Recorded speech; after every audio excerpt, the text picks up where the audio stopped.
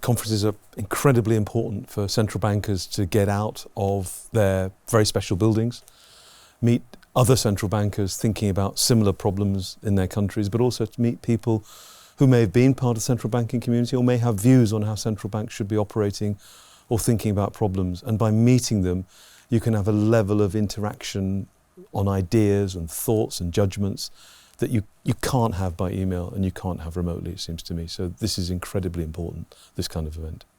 The most important issue is that we had a long campaign to bring about central bank independence in terms of instrument setting to stabilise inflation. I think that's under challenge at the moment, given the shift in the political agendas that we're seeing around the world, and what to some looks like the loss of price stability. I don't think that it's lost, but it's incredibly important that central bankers once again make the case to retain independence and hit price stability in the way that they think is fit, given their experience, knowledge and expertise.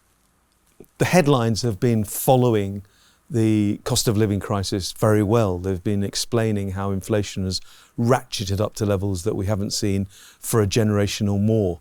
And I think that's been a very useful backdrop. But I think the headlines haven't also been exploring the extent to which the cost of living crisis is most keenly felt by those on lower incomes. Those at the bottom of the income distribution are unable to draw upon savings.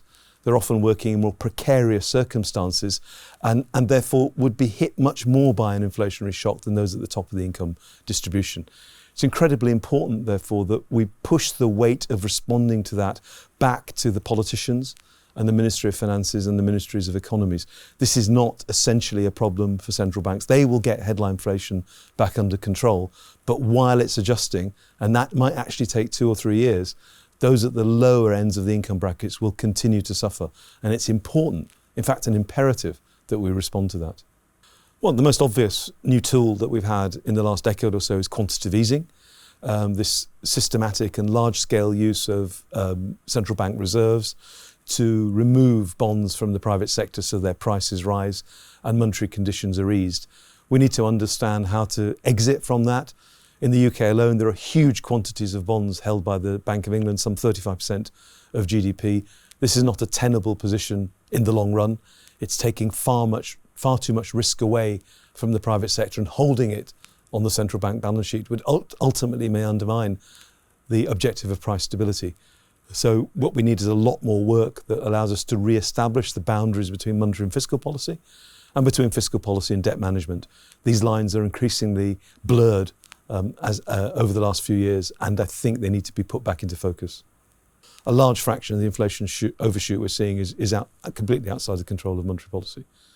But monetary policy can deal with it by responding appropriately and gradually and being committed to bringing inflation back to levels that are consistent with price stability. But it also needs to communicate that it's going to take a few years. It's not going to happen very quickly. It could be done very quickly, but were it to be done very quickly, that would generate a very large and deep recession and a very large increase in unemployment.